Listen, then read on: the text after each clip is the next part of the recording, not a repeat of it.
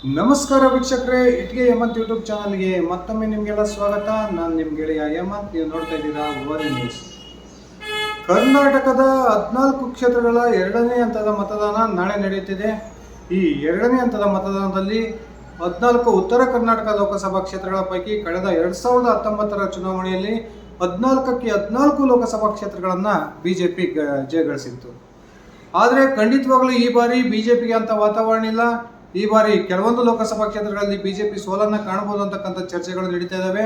ಈ 14 ಲೋಕಸಭಾ ಕ್ಷೇತ್ರಗಳ ಪೈಕಿ ಸುಮಾರು 8 ಲೋಕಸಭಾ ಕ್ಷೇತ್ರಗಳಲ್ಲಿ ಬಿಜೆಪಿ ಅತ್ಯಂತ ಸುಲಭವಾಗಿ ಗೆಲ್ಲಬಹುದು ಅಂತಕ್ಕಂಥ ಚರ್ಚೆಗಳು ನಡೀತಾ ಇದ್ದಾವೆ. ಬನ್ನಿ ಸ್ನೇಹಿತರೆ, ಹಾಗಾದರೆ ಬಿಜೆಪಿ ಈ ಎರಡನೇ ಹಂತದ ಮತದಾನದ 14 ಲೋಕಸಭಾ ಕ್ಷೇತ್ರಗಳಲ್ಲಿ ಯಾವೆಲ್ಲ ಲೋಕಸಭಾ ಕ್ಷೇತ್ರಗಳಲ್ಲಿ ಸುಲಭವಾಗಿ ಜಯವನ್ನು ಗಳಿಸಬಹುದು, ಯಾವೆಲ್ಲ ಕಾರಣಕ್ಕೆ ಅಲ್ಲಿ ಬಿಜೆಪಿ ಅಭ್ಯರ್ಥಿಗಳು ಗೆಲುವನ್ನು ಕಾಣಬಹುದು ಅಂತಕ್ಕಂಥ ಒಂದು ಗ್ರೌಂಡ್ ರಿಪೋರ್ಟನ್ನು ನಾನು ನಿಮ್ಮ ಮುಂದೆ ಇಡ್ತಾ ಇದ್ದೀನಿ. ದಯವಿಟ್ಟು ನೀವು ಯಾರಾದರೂ ಈ ಒಂದು ಲೋಕಸಭಾ ಕ್ಷೇತ್ರಗಳ ವ್ಯಾಪ್ತಿಯಲ್ಲಿದ್ದರೆ, ನಿಮ್ಮ ಲೋಕಸಭಾ ಕ್ಷೇತ್ರ ವ್ಯಾಪ್ತಿಯಲ್ಲಿ ಯಾವ ಪಕ್ಷದ ಅಭ್ಯರ್ಥಿ ಗೆಲ್ತಾರೆ ದಯವಿಟ್ಟು ಕಮೆಂಟ್ ಮಾಡಿ ಸ್ನೇಹಿತರೆ.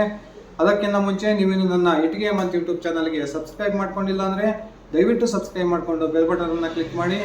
ನಾನು ಕೊಡ್ತಕ್ಕಂಥ ಮಾಹಿತಿ ನಿಮ್ಗೆ ಇಷ್ಟ ಆಗಿದ್ರೆ ಈ ವಿಡಿಯೋಗೆ ಲೈಕ್ ಮಾಡಿ, ಶೇರ್ ಮಾಡಿ, ಕಮೆಂಟ್ ಮಾಡಿ. ಸ್ನೇಹಿತರೆ, ಕಳೆದ 2019ರ ಲೋಕಸಭಾ ಚುನಾವಣೆಯಲ್ಲಿ ಕರ್ನಾಟಕದ 28 ಲೋಕಸಭಾ ಕ್ಷೇತ್ರಗಳ ಪೈಕಿ ಬಿಜೆಪಿ 25 ಲೋಕಸಭಾ ಕ್ಷೇತ್ರವನ್ನು ಗೆದ್ದಿದ್ದನ್ನು ನಾವೆಲ್ಲ ನೋಡಿದ್ದೀವಿ. ಆದರೆ ಈ ಬಾರಿ 2024ರ ಚುನಾವಣೆಯಲ್ಲಿ ಅನೇಕ ರಾಷ್ಟ್ರೀಯ ಸುದ್ದಿ ಸರ್ವೆ ಸಂಸ್ಥೆಗಳು ಕೂಡ ಬಿಜೆಪಿ 20ಕ್ಕೂ ಹೆಚ್ಚು ಲೋಕಸಭಾ ಸ್ಥಾನಗಳನ್ನು ಗೆಲ್ಲಬಹುದು ಅಂತಕ್ಕಂಥ ವರದಿಯನ್ನು ಕೊಟ್ಟಿದ್ರು. ಕೆಲವಾರು ಲೋಕಸಭಾ ಕ್ಷೇತ್ರಗಳನ್ನು ಕಳೆದ ಬಾರಿ ಲೋಕಸಭಾ ಚುನಾವಣೆಗೆ ಹೋಲಿಸ್ಕೊಂಡ್ರೆ ಈ ಬಾರಿ ಬಿಜೆಪಿ ಕಳೆದುಕೊಳ್ಳೋದಂತೂ ಸತ್ಯ ಅಂತಕ್ಕಂಥ ಒಂದು ಮಾಹಿತಿಗಳು ಸಿಗ್ತಾ ಇದ್ದಾವೆ. ಆದರೆ ಇದೀಗ ನಾಳೆ ಕರ್ನಾಟಕದ ಎರಡನೇ ಹಂತದ 14 ಲೋಕಸಭಾ ಕ್ಷೇತ್ರಗಳಿಗೆ ಮತದಾನ ನಡೆಯಲಿದ್ದು, ಈ 14 ಲೋಕಸಭಾ ಕ್ಷೇತ್ರಗಳಲ್ಲಿ 8 ಲೋಕಸಭಾ ಕ್ಷೇತ್ರಗಳಲ್ಲಿ ಬಿಜೆಪಿ ಅತ್ಯಂತ ಸುಲಭವಾಗಿ ಗೆಲ್ಲಬಹುದು ಅಂತಕ್ಕಂಥ ಒಂದು ಗ್ರೌಂಡ್ ರಿಪೋರ್ಟ್ ನಮಗೀಗ ಸಿಗ್ತಾ ಇದೆ. ಈ ಒಂದು ಲೋಕಸಭಾ ಕ್ಷೇತ್ರಗಳ ಪೈಕಿ ಬಿಜೆಪಿ ಗೆಲ್ಲಬಹುದಾದಂತಹ ಅತ್ಯಂತ ಸುಲಭವಾಗಿ ಗೆಲ್ಲಬಹುದಾದಂತಹ ಪ್ರಥಮ ಲೋಕಸಭಾ ಕ್ಷೇತ್ರ ಅಂದರೆ ಅದು BS ಯಡಿಯೂರಪ್ಪನವರ ಪುತ್ರ BY ರಾಘವೇಂದ್ರ ಅವರು ಸ್ಪರ್ಧೆ ಮಾಡಿರ್ತಕ್ಕಂಥ ಸತತ 4ನೇ ಬಾರಿ ಪುನರಾಯ್ಕೆಯನ್ನು ಬಯಸಿ ಅಭ್ಯರ್ಥಿಯಾಗಿರ್ತಕ್ಕಂಥ ಶಿವಮೊಗ್ಗ ಲೋಕಸಭಾ ಕ್ಷೇತ್ರ ಈ ಬಾರಿಯೂ ಕೂಡ ಕಳೆದ ಬಾರಿಯಂತೆ ಬಿಜೆಪಿಯ ಕೈವಶ ಆಗುತ್ತೆ ಅಂತಕ್ಕಂಥ ಒಂದು ಸ್ಪಷ್ಟ ಮಾಹಿತಿಗಳು ಸಿಗ್ತಾ ಇದ್ದಾವೆ. ಶಿವಮೊಗ್ಗ ಲೋಕಸಭಾ ಕ್ಷೇತ್ರದಲ್ಲಿ ಈ ಬಾರಿ ಕರ್ನಾಟಕದ 2 ಮಾಜಿ ಮುಖ್ಯಮಂತ್ರಿಗಳ ಮಕ್ಕಳು ಸ್ಪರ್ಧೆ ಮಾಡಿರೋದ್ರಿಂದ ಈ ಒಂದು ಕ್ಷೇತ್ರ ಅತ್ಯಂತ ಹೈ ವೋಲ್ಟೇಜ್ ಕ್ಷೇತ್ರವಾಗಿ ಮಾರ್ಪಟ್ಟಿದ್ರೂ ಕೂಡ ಈ ಒಂದು ಕ್ಷೇತ್ರಕ್ಕೆ ಅತಿ ಹೆಚ್ಚಿನ ವೋಲ್ಟೇಜ್ ಬಂದಿದ್ದಂಥದ್ದು ಕರ್ನಾಟಕದ ಮಾಜಿ ಉಪಮುಖ್ಯಮಂತ್ರಿ KS ಈಶ್ವರಪ್ಪನವರು ಪಕ್ಷೇತರ ಅಭ್ಯರ್ಥಿಯಾಗಿ ಸ್ಪರ್ಧೆ ಮಾಡಿರೋದ್ರಿಂದ. ಚುನಾವಣೆ ಆರಂಭದ ಸಮಯದಲ್ಲಿ ಈ KS ಈಶ್ವರಪ್ಪನವರು ಬಿಜೆಪಿ ಅಭ್ಯರ್ಥಿಯಾಗಿರ್ತಕ್ಕಂಥ BY ರಾಘವೇಂದ್ರ ಅವರ ಸೋಲಿಗೆ ಕಾರಣವಾಗ್ತಾರೆ ಅಂತಕ್ಕಂಥ ಚರ್ಚೆಗಳು ನಡೀತಾ ಇದ್ವು. ಆದರೆ ಚುನಾವಣಾ ಕಾವು ಏರಿದಂತೆಲ್ಲ ಈಶ್ವರಪ್ಪನವರ ಹವಾ ಕಡಿಮೆ ಆಗ್ತಾನೆ ಬಂತು. ಕೊನೆಗೆ ಈಶ್ವರಪ್ಪನವರಿಂದಲೇ ಬಿಜೆಪಿ ಅಭ್ಯರ್ಥಿಯಾಗಿರ್ತಕ್ಕಂಥ ರಾಘವೇಂದ್ರ ಅವರ ಗೆಲುವಿಗೆ ಸಹಕಾರ ಆಗುತ್ತೆ ಅಂತಕ್ಕಂಥ ಮಾಹಿತಿಗಳು ಶಿವಮೊಗ್ಗದ ಲೋಕಸಭಾ ಕ್ಷೇತ್ರ ವ್ಯಾಪ್ತಿಯಲ್ಲಿ ಕೇಳಿ ಬರ್ತಾ ಇದ್ದಾವೆ. ಯಾಕಂದ್ರೆ ಈಶ್ವರಪ್ಪನವರು ಅಹಿಂದ ವರ್ಗಕ್ಕೆ ಸೇರಿದವರಾಗಿದ್ದು ಕಾಂಗ್ರೆಸ್ಗೆ ಹೋಗಬಹುದಾದಂತಹ ಅಹಿಂದ ವರ್ಗದ ಮತಗಳನ್ನು ಈಶ್ವರಪ್ಪ ಸೆಳೀತಾರೆ ಅಂತಕ್ಕಂಥ ಒಂದು ಚರ್ಚೆ ಶಿವಮೊಗ್ಗ ಲೋಕಸಭಾ ಕ್ಷೇತ್ರದಲ್ಲಿ ನಡೀತಾ ಇದೆ.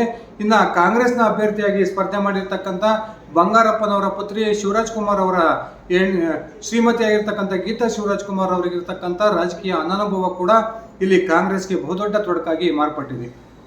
ಇನ್ನು ಜಿಲ್ಲಾ ಉಸ್ತುವಾರಿ ಸಚಿವ ಮಧು ಬಂಗಾರಪ್ಪನವರೊಂದಿಗೆ ಇರತಕ್ಕಂಥ ಕಾಂಗ್ರೆಸ್ನ ಪ್ರಮುಖ ನಾಯಕರ ಒಂದು ಅಸಮಾಧಾನ, ಇದು ಕೂಡ ಕಾಂಗ್ರೆಸ್ನ ಅಭ್ಯರ್ಥಿಯ ಸೋಲಿಗೆ ಕಾರಣ ಆಗಬಹುದು ಅಂತಕ್ಕಂಥ ಚರ್ಚೆಗಳು ನಡೀತಾ ಇದ್ದಾವೆ. ಆ ಕಾರಣಕ್ಕೆ ಶಿವಮೊಗ್ಗ ಲೋಕಸಭಾ ಕ್ಷೇತ್ರವು ಕೂಡ ಈ ಬಾರಿ ಮತ್ತೊಮ್ಮೆ ಬಿಜೆಪಿಗೆ ಸುಲಭವಾಗಿ ಒಲಿತದೆ ಅಂತಕ್ಕಂಥ ಮಾತುಗಳು ಕೇಳಿ ಬರ್ತವೆ. ಇನ್ನು ತೀವ್ರ ಕುತೂಹಲಕ್ಕೆ ಕಾರಣವಾಗಿರ್ತಕ್ಕಂಥ ಬಸವರಾಜ ಬೊಮ್ಮಾಯಿ ಅವರು ಸ್ಪರ್ಧೆ ಮಾಡಿರ್ತಕ್ಕಂಥ ಹಾವೇರಿ ಲೋಕಸಭಾ ಕ್ಷೇತ್ರದಲ್ಲಿಯೂ ಕೂಡ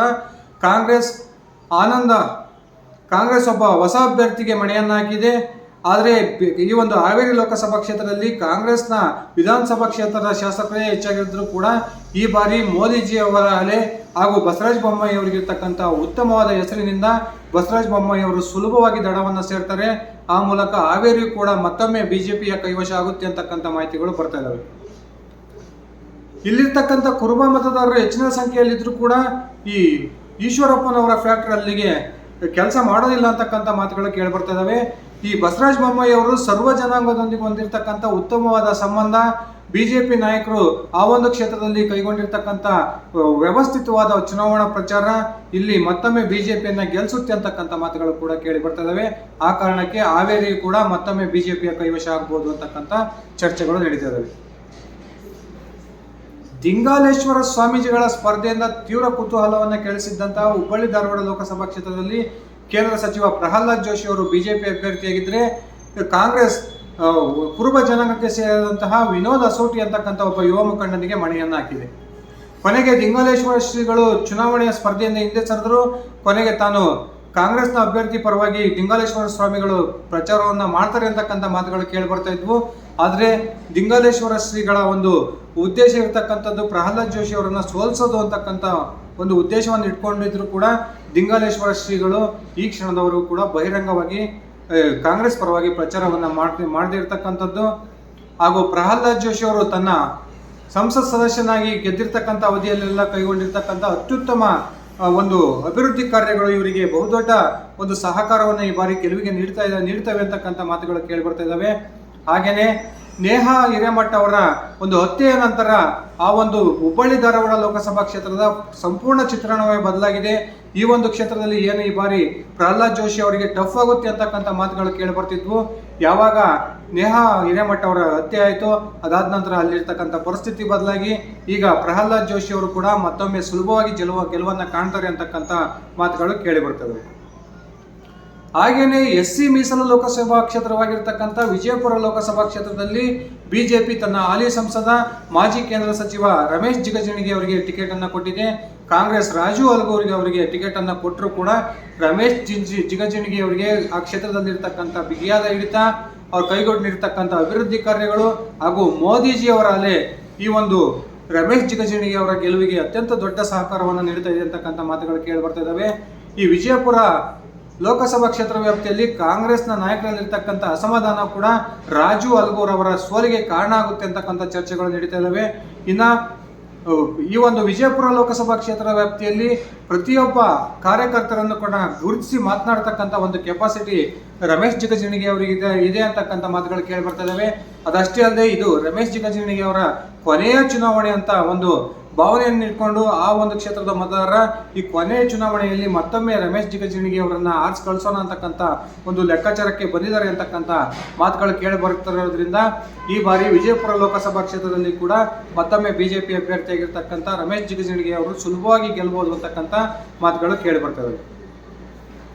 ಇನ್ನು ಮಾಜಿ ಶಾಸಕಿ ಮರಾಠ ಸಮುದಾಯಕ್ಕೆ ಸೇರಿದ ಅಂಜಲಿ ನಿಂಬಾಳ್ಕರ್ ಕಾಂಗ್ರೆಸ್ನ ಅಭ್ಯರ್ಥಿಯಾಗಿ, ವಿಶ್ವೇಶ್ವರ ಹೆಗಡೆ ಕಾಗೇರಿ ಅವರು ಬಿಜೆಪಿ ಅಭ್ಯರ್ಥಿಯಾಗಿ ಸ್ಪರ್ಧೆ ಮಾಡಿರ್ತಕ್ಕಂಥ ಉತ್ತರ ಕನ್ನಡ ಲೋಕಸಭಾ ಕ್ಷೇತ್ರದಲ್ಲಿ ಈ ಬಾರಿ ಬಿಜೆಪಿ ಅಭ್ಯರ್ಥಿಯಾಗಿರ್ತಕ್ಕಂಥ ವಿಶ್ವೇಶ್ವರ ಹೆಗಡೆ ಕಾಗೇರಿ ಅವರಿಗೆ ಹಾಲಿ ಸಂಸದ ಅನಂತಕುಮಾರ್ ಹೆಗಡೆ ಅವರ ಅಸಹಕಾರದ ಹೊರತಾಗಿಯೂ ಕೂಡ ಇಲ್ಲಿರ್ತಕ್ಕಂಥ ಹಿಂದುತ್ವದ ಬಲವಾದ ಒಂದು ಮತಗಳು ಹಾಗೂ ಬಿಜೆಪಿಯ ಪರವಾಗಿರ್ತಕ್ಕಂಥ ಮತಗಳ ಕಾರಣಕ್ಕೆ ಮತ್ತೊಮ್ಮೆ ಇಲ್ಲಿ ಬಿಜೆಪಿ ಅಭ್ಯರ್ಥಿಯಾಗಿರ್ತಕ್ಕಂಥ ವಿಶ್ವೇಶ್ವರ ಹೆಗಡೆ ಕಾಗೇರಿ ಅವರು ಸುಲಭವಾಗಿ ಗೆಲ್ತಾರೆ ಅಂತಕ್ಕಂಥ ಮಾತುಗಳು ಕೇಳಿ ಬರ್ತಾ ಇದ್ದಾವೆ.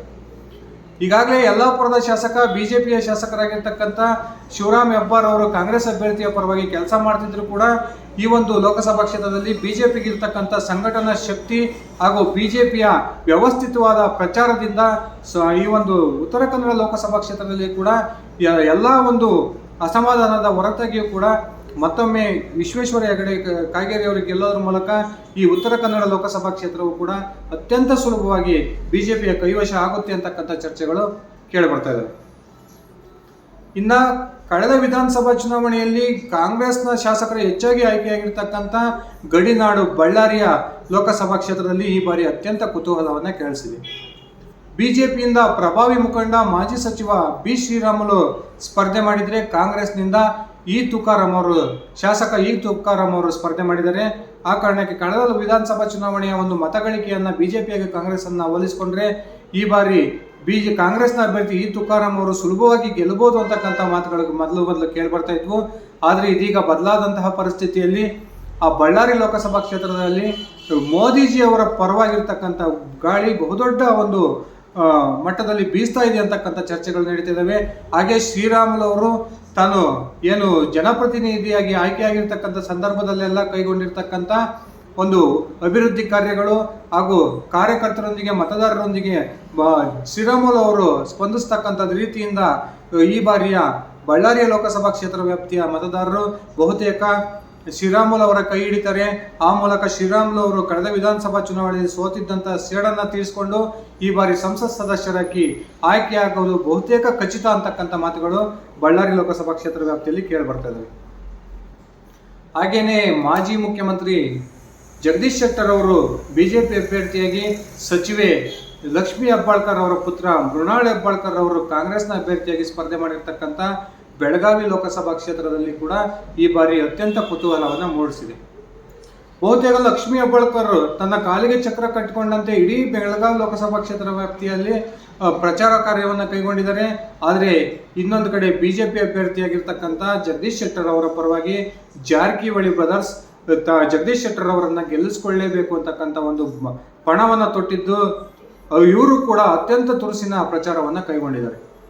ಇನ್ನು ಕಾಂಗ್ರೆಸ್ನ ಅಭ್ಯರ್ಥಿಯಾಗಿರ್ತಕ್ಕಂಥ ಮೃಣಾಲ್ ಹೆಬ್ಬಾಳ್ಕರ್ಗೆ ಕಾಂಗ್ರೆಸ್ನ ಪ್ರಮುಖ ಶಾಸಕರು ಈಗ ಅಲ್ಲಿ ಸಹಕಾರ ಕೊಡ್ತಿಲ್ಲ ಅಂತಕ್ಕಂಥ ಒಂದು ಆಪಾದನೆಗಳು ಮಾತುಗಳು ಕೇಳಿಬರ್ತಿದ್ದಾವೆ.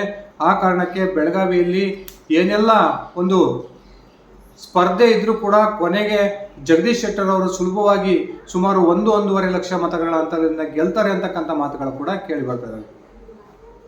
ಇನ್ನು ಬಿಜೆಪಿ ಅತ್ಯಂತ ಸುಲಭವಾಗಿ ಗೆಲ್ಲಬಹುದಾದಂಥ 8ನೇ ಲೋಕಸಭಾ ಕ್ಷೇತ್ರ, ಉತ್ತರ ಕರ್ನಾಟಕದ 8ನೇ ಲೋಕಸಭಾ ಕ್ಷೇತ್ರ ಅಂದರೆ ಅದು ಬಾಗಲಕೋಟೆ ಲೋಕಸಭಾ ಕ್ಷೇತ್ರ. PC ಗದ್ದಿಗೌಡರ್ ಸತತವಾಗಿ ಈ ಒಂದು ಬಾಗಲಕೋಟೆ ಲೋಕಸಭಾ ಕ್ಷೇತ್ರದ ಸಂಸದರಾಗಿ ಆಯ್ಕೆಯಾಗ್ತಾ ಬರ್ತಾ ಇದ್ದಾರೆ. ಈ ಬಾರಿ ಕಾಂಗ್ರೆಸ್ ಕಳೆದ ಬಾರಿ ಆಗಿದ್ದಂತಹ ವೀಣಾ ಕಾಶಪ್ಪನವರ ಬದಲಾಗಿ ಸಚಿವ ಶಿವಾನಂದ ಪಾಟೀಲ್ ಅವರ ಪುತ್ರಿ ಸಂಯುಕ್ತ ಪಾಟೀಲ್ ಅವರಿಗೆ ಟಿಕೆಟ್ ಅನ್ನು ಘೋಷಣೆ ಮಾಡಿದೆ. ಈ ಒಂದು ಬಾಗಲಕೋಟೆ ಲೋಕಸಭಾ ಕ್ಷೇತ್ರ ವ್ಯಾಪ್ತಿಯಲ್ಲಿ ಹಾಲಿ ಸಂಸದ PC ಗದ್ದಿಗೌಡರ್ ಅವರಿಗೆ ಇರ್ತಕ್ಕಂಥ ಉತ್ತಮವಾದ ಹೆಸರು, ಅವ್ರು ಕೈಗೊಂಡಿರ್ತಕ್ಕಂಥ ಅಭಿವೃದ್ಧಿ ಕಾರ್ಯಗಳು, ಹಾಗೇನೆ ಅವರು ಕಾರ್ಯಕರ್ತರೊಂದಿಗೆ ಬೆರೆತಿರ್ತಕ್ಕಂಥ ಒಂದು ಮನೋಭಾವನೆಯಿಂದ ಕಾರ್ಯಕರ್ತರು ಬಹುತೇಕ ಮತದಾರರು PC ಗದ್ದಿಗೌಡ ಅವರಿಗೆ ಮತ್ತೊಮ್ಮೆ ಕೈ ಹಿಡಿತಾರೆ ಅಂತಕ್ಕಂಥ ಚರ್ಚೆಗಳು ನಡೀತಾ ಇದ್ರೆ, ಕಾಂಗ್ರೆಸ್ನ ಅಭ್ಯರ್ಥಿಯಾಗಿರ್ತಕ್ಕಂಥ ಸಂಯುಕ್ತ ಪಾಟೀಲ್ ಅವರಿಗೆ ಕಾಂಗ್ರೆಸ್ನಲ್ಲಿರ್ತಕ್ಕಂಥ ಭಿನ್ನಮತ, ಅದರಲ್ಲೂ ಕೂಡ ವಿಜಯಾನಂದ ಕಾಶಪ್ಪನವರ್ ಹಾಗೂ ಅವರ ಪತ್ನಿ ವೀಣಾ ಕಾಶಪ್ಪನವರ್ ತೋರಿಕೆಗಾಗಿ ಚುನಾವಣಾ ಪ್ರಚಾರಕ್ಕೆ ಸಂಯುಕ್ತ ಪಾಟೀಲ್ ಪರವಾಗಿ ಬಂದಿದ್ದರೂ ಕೂಡ ಅವರು ಒಳ ಹೊಡೆತವನ್ನು ಕೊಡಬಹುದು ಅಂತಕ್ಕಂಥ ಮಾತುಗಳು ಕೇಳಿ ಬರ್ತಾ ಇದ್ದಾವೆ. ಈ ಕಾರಣಕ್ಕೆ ಬಾಗಲಕೋಟೆ ಲೋಕಸಭಾ ಕ್ಷೇತ್ರದಲ್ಲಿ ಕೂಡ ಬಿಜೆಪಿ ಅಭ್ಯರ್ಥಿಯಾಗಿರ್ತಕ್ಕಂಥ PC ಗದ್ದಿಗೌಡರು ಮತ್ತೊಮ್ಮೆ ನಿಸ್ಸಂಶಯವಾಗಿ ಆಯ್ಕೆಯಾಗ್ತಾರೆ ಅಂತಕ್ಕಂಥ ಚರ್ಚೆಗಳು ನಡೀತಾ ಇದ್ದಾವೆ. ಸ್ನೇಹಿತರೆ, ಇದಿಷ್ಟು 2ನೇ ಹಂತದ ನಾಳೆ ಮತದಾನ ನಡೀತಕ್ಕಂಥ 14 ಲೋಕಸಭಾ ಕ್ಷೇತ್ರಗಳಲ್ಲಿ ಬಿಜೆಪಿ ಸುಲಭವಾಗಿ ಗೆಲ್ಲಬಹುದಾದಂಥ 8 ಲೋಕಸಭಾ ಕ್ಷೇತ್ರಗಳನ್ನು ನಾನೀಗ ಹೇಳಿದ್ದೀನಿ. ದಯವಿಟ್ಟು ನೀವು ಯಾರಾದರೂ ಈ ಲೋಕಸಭಾ ಕ್ಷೇತ್ರ ವ್ಯಾಪ್ತಿಯಲ್ಲಿದ್ದರೆ ನಾನು ಕೊಟ್ಟಿರ್ತಕ್ಕಂಥ ವರದಿಗೂ ನಿಮ್ಮ ಅಲ್ಲಿರ್ತಕ್ಕಂಥ ಗ್ರೌಂಡ್ ರಿಯಾಲಿಟಿಗೂ ಏನೆಲ್ಲ ವ್ಯತ್ಯಾಸಗಳಿದ್ದಾವೆ ದಯವಿಟ್ಟು ಕಮೆಂಟ್ ಮಾಡಿ ತಿಳಿಸಿ ಸ್ನೇಹಿತರೆ. ಇದಿಷ್ಟಾಗಿತ್ತು ನನ್ನ ಇವತ್ತಿನ ಈ ವಿಡಿಯೋ. ನಾನು ಕೊಟ್ಟಿರ್ತಕ್ಕಂಥ ಮಾಹಿತಿ ನಿಮ್ಗೆ ಇಷ್ಟ ಆಗಿದ್ರೆ ಈ ವಿಡಿಯೋಗೆ ಲೈಕ್ ಮಾಡಿ, ಶೇರ್ ಮಾಡಿ, ಕಮೆಂಟ್ ಮಾಡಿ. ನೀವಿನ್ನು ನಿಮ್ಮ ಇಟ್ಗೆ ಹೇಮಂತ್ ಯೂಟ್ಯೂಬ್ ಚಾನಲ್ಗೆ ಸಬ್ಸ್ಕ್ರೈಬ್ ಮಾಡ್ಕೊಂಡಿಲ್ಲ ಅಂದರೆ ದಯವಿಟ್ಟು ಸಬ್ಸ್ಕ್ರೈಬ್ ಮಾಡಿಕೊಂಡು ಬೆಲ್ ಬಟನ್ ಅನ್ನು ಕ್ಲಿಕ್ ಮಾಡಿ. ಧನ್ಯವಾದಗಳು ಸ್ನೇಹಿತರೆ, ಶುಭ ದಿನ.